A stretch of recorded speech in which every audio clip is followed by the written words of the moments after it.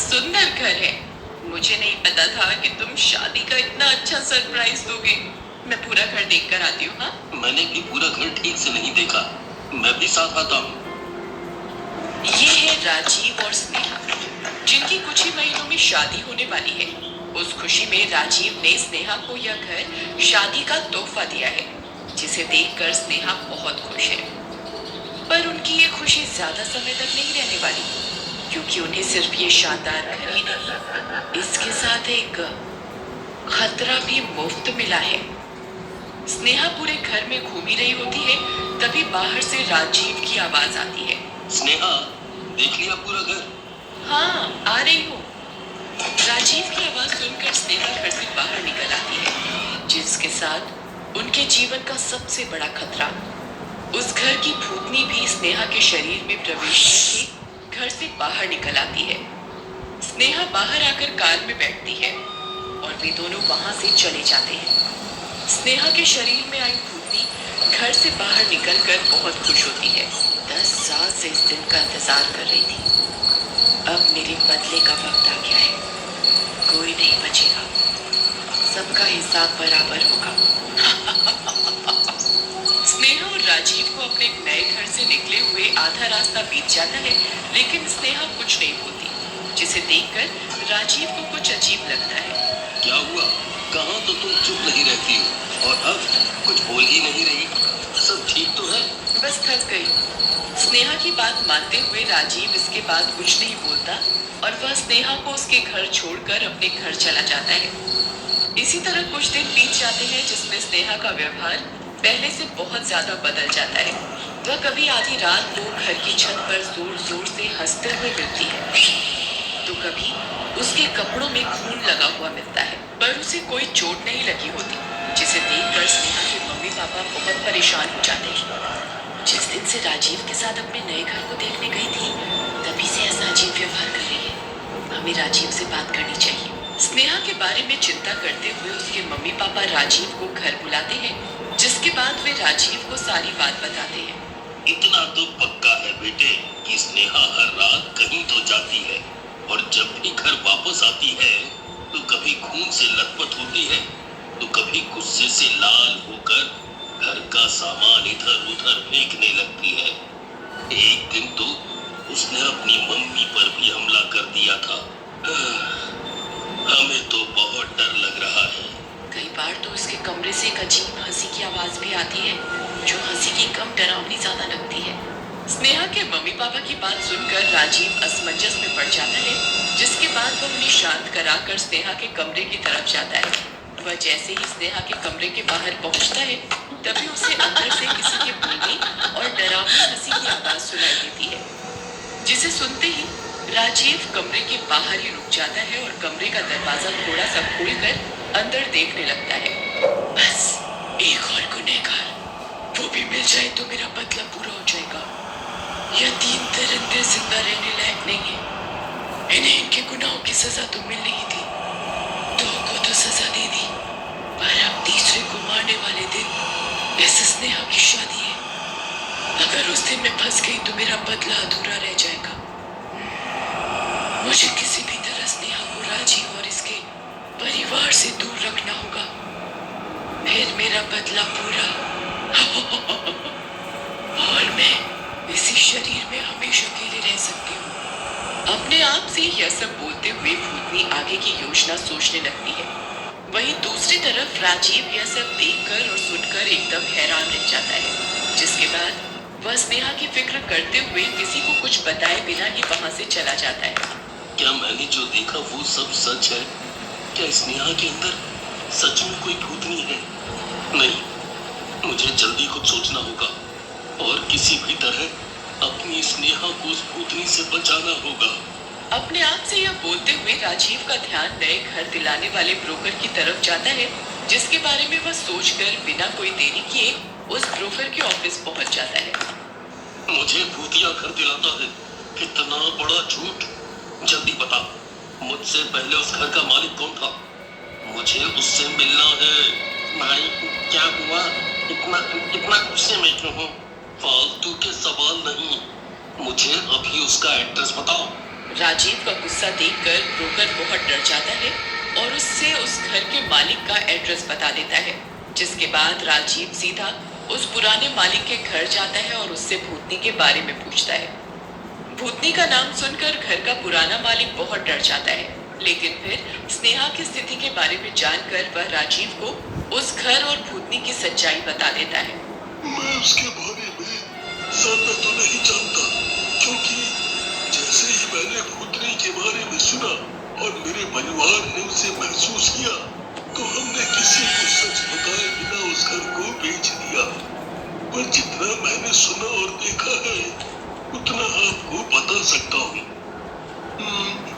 कुछ सालों पहले वो भूतनी एक इंसान ही थी। शहर के किसी बहुत बड़े बिजनेसमैन की कंपनी में जॉब करती थी। वह अपनी जॉब से बहुत खुश थी, लेकिन फिर एक दिन शायद उससे उस बिजनेसमैन का ऐसा सच पता चल गया जिससे वह बर्बाद हो सकता था। इसलिए उसने अपने सच को छुपाने के लिए उसी घर में उस लड़की को मारकर वहीं दफना दिया था। वह उसी लड़की की आत्मा है जो अपने बदले के लिए आज तक भटक रही है। बहुत पता करने के बाद मुझे उसके घर का एड्रेस मिला था, वो मैं तुम्हें दे देता हूँ। जहाँ एक तरफ राजीव उस भूतनी के घर का एड्रेस मिलने के साथ सच के करीब पहुंच रहा होता है, तो वहीं अपने आखिरी बदले के लिए स्नेहा को सबसे दूर करने के लिए वह भूतनी आतंक मचाना शुरू कर देती है। एड्रेस मिलने के बाद राजीव समय का अभाव देखते हुए बिना कोई देरी किए तुरंत भूतनी के घर की तरफ निकल जाता है। भूतनी का घर राजीव और स्नेहा के घर नए घर से कुछ दूर शहर के कोने में बनी एक चौल में होता है, जहां पहुंचकर राजीव भूतनी की मम्मी से मिलता है। भूतनी की मम्मी से मिलकर राजीव उन्हें सारी बात विस्तार से बताता है, जिसे सुनकर भूतनी की मम्मी भावुक हो जाती है। मेरी बेटी दिल की साफ और दूसरों की मदद करने वाली थी। हाँ, ये सच है कि उसकी नौकरी शहर के एक बहुत बड़े बिजनेसमैन की कंपनी में लगी थी, जिसके लिए उसने बहुत मेहनत की थी और उससे वो बहुत खुश थी। उसने दिन रात मन लगाकर काम किया और कुछ समय बाद उसे प्रमोशन भी मिला। लेकिन प्रमोशन मिलने के कुछ समय बाद भी उसे पता चला कि कंपनी के मालिक अपनी हर डील पक्की करने से पहले उसके पूरा होने के अंधविश्वास में इंसानों की बलि देते थे। उसने इसके खिलाफ आवाज उठाई तो कंपनी के मालिक ने उसे मीटिंग के बहाने अपने फार्म हाउस पर बुलाया और वहीं मेरी बेटी को मार दिया। वो मेरी बेटी के गुनहगार है। भूतनी की सच्चाई जानने के बाद राजीव को अब बिजनेसमैन के बारे में पता करना होता है, जिस असमंजस में वो भूतनी को और कोई बुरा काम करने से रोके रखने के लिए भूतनी की मम्मी को अपने साथ लेकर जल्दी स्नेहा के घर पहुंच जाता है। जहां पहुंचकर वह देखता है कि भूतनी ने स्नेहा के मम्मी पापा को मार दिया। राजीव के साथ अपनी मम्मी को वहां देखकर भूतनी एकदम हैरान रह जाती है और स्नेहा के शरीर से निकलकर बाहर आ जाती। मेरी माँ को इन सब के बीच यहाँ लेकर आने की तेरी हिम्मत कैसे हुई? वो मुझे नहीं लाया, मैं उसके साथ आई। बेटी, मुझे पता है तू अपना बदला ले रही है, पर उसमें मासूम लोगों को परेशान मत कर। ये बदला भूल जा। मैं तुम्हें नहीं जानती माँ, ये सब उस हत्यारे के परिवार वाले ही हैं और जो भी इंसान उससे जुड़ा होगा उन सबको मरना होगा। नहीं, ये हमारा परिवार नहीं है। कुछ समय पहले स्नेहा के पापा ने इनके साथ एक डील फिक्स की थी, जिसके बाद हम सबके बीच दोस्ती बन गई। हम उसे सिर्फ एक बिजनेसमैन दोस्त की तरह ही जानते हैं। हमारा उसके बुरे कामों से कोई लेना देना नहीं है। हमें तो उसके बारे में कुछ पता ही नहीं। अगर तुम चाहती हो तो मैं अभी उन्हें यहाँ बुला लेता हूँ, पर प्लीज मेरी स्नेहा को कुछ मत करना। ऐसा बोलकर राजीव उस बिजनेसमैन को फोन करता है और अपनी शादी की पार्टी के बहाने से उसे स्नेहा के घर बुला लेता है। जिसके कुछ देर बाद वो बिजनेसमैन वहाँ आता है, जिसे देखकर भूतनी गुस्से से लाल हो जाती है और घर को चारों तरफ से बंद कर देती है। अपने सामने एक भूतनी को देखकर बिजनेसमैन डर से पसीने पसीने हो जाता है। राजीव, स्नेहा, अरे कहाँ हो तुम? ये सब क्या हो रहा है? शौक है ना तुझे लोगों की बलि देने का? आज उन दोनों की शादी की खुशी में तेरी बलि चढ़ेगी। मेरा बदला पूरा होगा।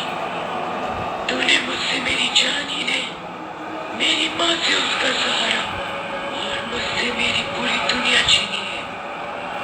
तेरे बाकी दोनों साथियों को तो मैंने ऊपर पहुंचा दिया, अब तेरी बारी है उनके पास जाने की। भूतनी की बात सुनकर बिजनेसमैन डर की वजह से अपनी जान बचाने के लिए घर में इधर उधर भागने लगता है। बहुत देर तक इसी तरह बचते हुए इधर उधर भागने के बाद भी वह बिजनेसमैन अपनी जान बचा पाता और भूतनी अपना बदला लेते हुए इसी तरह बार बार उसके साथ कुछ न कुछ करते हुए बिजनेसमैन की जान ले लेती। अपनी जीत पर खुश होते हुए भूतनी बिजनेसमैन के मरने के बाद बहुत तेज तेज हंसने लगती है और फिर वहां से गायब हो जाती है। जिसके कुछ समय बाद स्नेहा के ठीक होने पर राजीव और स्नेहा शादी कर लेते हैं और भूतनी की मम्मी को अपने साथ लेकर अपने नए घर में खुशी और शांति से रहने लगते।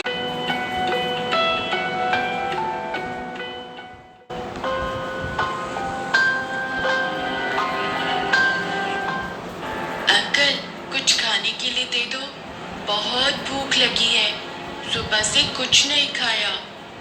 हाँ, जरूर देता हूँ। पहले ये बता, तेरे पास पैसे हैं?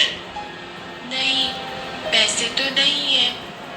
छुटकी की ये बात सुनकर हलवाई उसे अपनी दुकान के पास से भगा देता है, जिसके बाद छुटकी भूख से रोते बिलखते गांव के पास वाले जंगल में पहुंच जाती है, जहां वो थक कर रोते हुए एक पेड़ के नीचे रुक जाती है और वहीं खड़े खड़े भूख से रोती रहती है।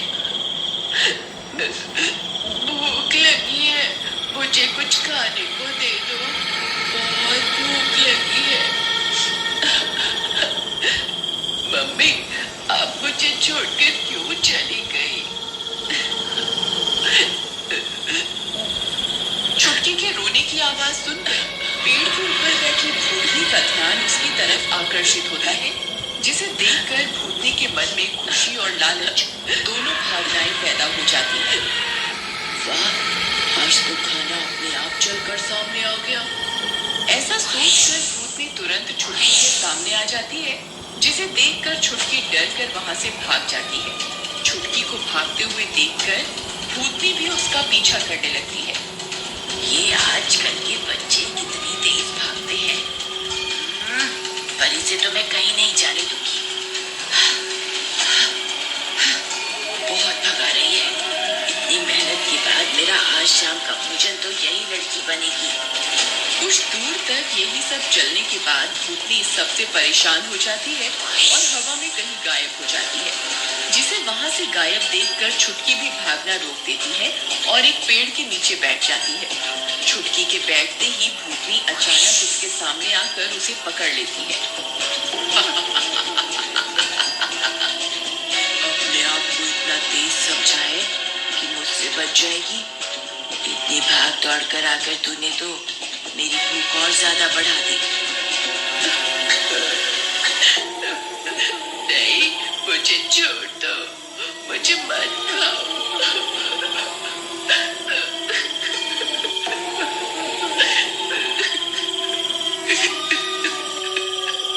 छुटकी इतनी तेज रो रही होती है कि उसके रोने की आवाज वहीं पास में एक बड़े बरगद के पेड़ पर बैठे भूत को सुनाई देती है, जिसे सुनकर वह भूत छुटकी और भूतनी के पास पहुंच जाता है।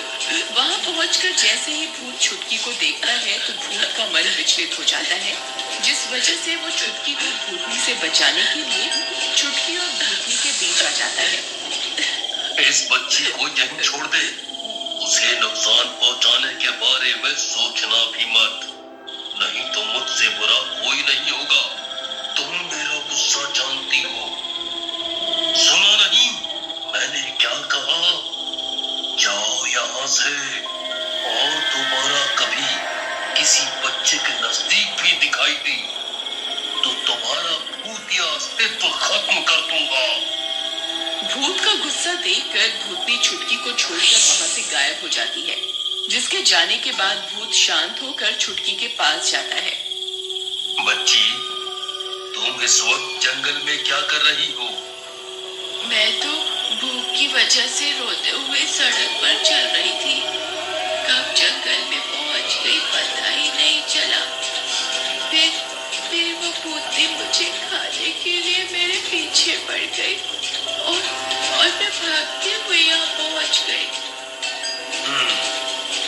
तुम्हारे मम्मी पापा कहाँ हैं?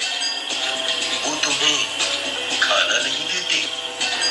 मेरे पापा नहीं है और कुछ समय पहले मम्मी की भी मौत हो गई। तो फिर तुम किसके साथ रहती हो?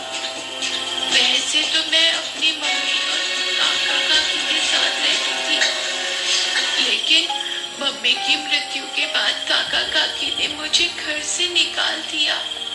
तभी से मैं सड़क पर रहती हूँ, लोगों से मांग कर खाना खाती हूँ और आज सुबह से किसी ने कुछ भी खाने के लिए नहीं दिया, इसीलिए मुझे बहुत भूख लग रही है। इस लड़की को देखकर, इसकी कहानी सुनकर मेरा मन इतना प्रभावित क्यों हो रहा है? तुम कहाँ रहती थी? तुम्हारी मम्मी पापा का नाम क्या था? मेरी मम्मी का नाम गीता और पापा का नाम किशोर था। मम्मी बताती थी कि पापा की मृत्यु मेरे जन्म से पहले ही हो गई थी, इसलिए मैंने अपने पापा को कभी नहीं देखा। इसका मतलब हाँ, तुम फिक्र मत करो और मेरे साथ चलो।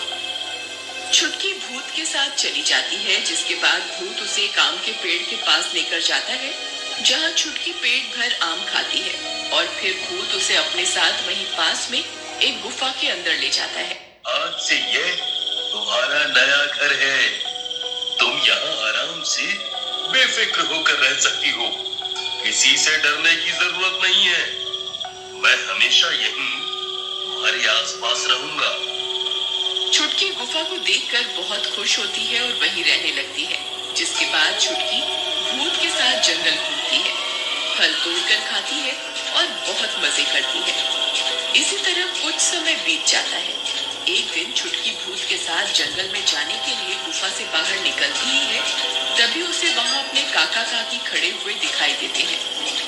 मेरी प्यारी छुटकी, तू हमारी बेटी है। कब से बाहर रह रही है?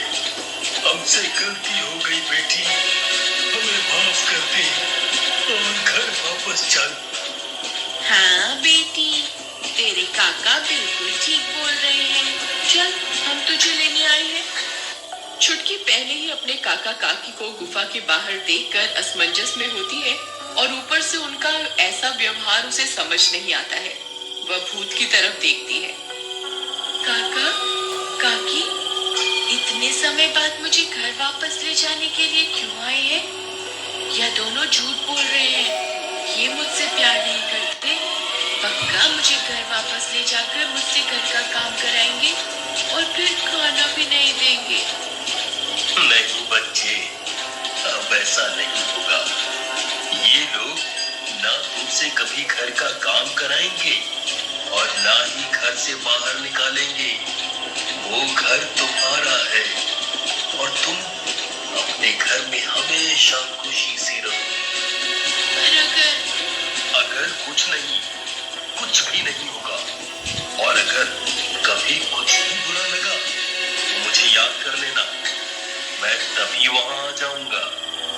भूत की बात मानते हुए छुटकी अपने काका काकी के साथ घर वापस जाने के लिए तैयार हो जाती है। घर वापस पहुंचकर काका काकी छुटकी का बहुत अच्छे से ध्यान रखते हैं। वे सब साथ बैठकर रात का खाना खाते हैं, जिसके बाद काकी छुटकी को उसके कमरे में सुला देती है। अगर वो नहीं आता तो इस आफत को मैं दोबारा कभी इस घर में वापस लेकर नहीं आता। भूलो मत, घर उन्हीं का है और जब तक वो यहाँ मौजूद रहेंगे हम कुछ नहीं कर सकते। वो मंजर मुझे अभी भी डरा देता है। आज का दिन कितना अच्छा है। चलो कहीं घूमने चलते हैं। हाँ जरूर। दोनों घूमने जाने के लिए तैयार होते हैं, लेकिन जैसे ही घर से बाहर निकलने वाले होते हैं तभी भूत उनके सामने आ जाता है, जिसे देखकर काका और काकू डर जाते हैं। अगर कल शाम तक तुम दोनों मेरी सोनी को घर वापस लेकर नहीं आए तो तुम दोनों के लिए मुझसे बुरा कोई नहीं होगा। मैं हर वक्त तुम पर नजर रखूंगा। सोनी, ये तो जब भाभी गर्भवती थी तब भैया छुटकी को बोलते थे। हाँ, तुम्हारा बड़ा भाई और छुटकी का पापा। मैं भले ही अपनी बेटी के जन्म से पहले ही उससे दूर हो गया, लेकिन उसके लिए मेरा प्यार कभी कम नहीं हुआ। एक बाप जिंदा रहे या मुर्दा, अपनी बेटी के लिए उसका प्यार और उसकी फिक्र कभी खत्म नहीं होती। और अब अगर मेरी बेटी को कोई तकलीफ हुई तो तुम दोनों नया सूरज देखने के लिए जिंदा नहीं बचोगे। नहीं नहीं, मैं उस चीज को बार बार याद नहीं करना चाहता। सो जाओ, सो जाओ। वे दोनों सो जाते हैं, जिसके बाद समय बीतता है। छुटकी के काका काकी भूत के डर से उसका बहुत अच्छे से ध्यान रखने लगते हैं। कुछ समय बाद छुटकी को भी अपने पापा की सच्चाई पता चल जाती है, जिसे जानकर वह भूत से और ज्यादा प्यार करने लगती है। इसी तरह कभी छुटकी अपने पापा भूत से मिलने जंगल में जाती रहती है, या फिर कभी भूत ही अपनी बेटी से मिलने घर पर आने लगता है।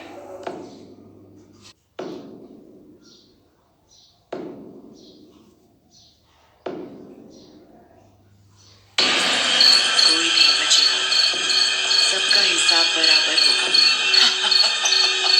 जाएगा।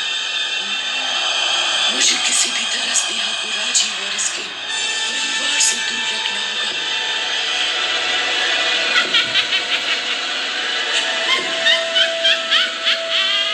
मुझे भूतिया घर दिलाता है, इतना बड़ा झूठ। जल्दी बता, मुझसे पहले उस घर का मालिक कौन था?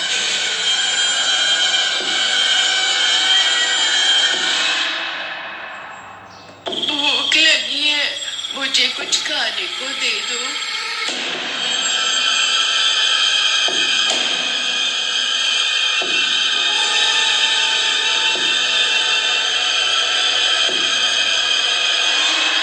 इस बच्ची को यहीं छोड़ दे। इसे नुकसान पहुंचाने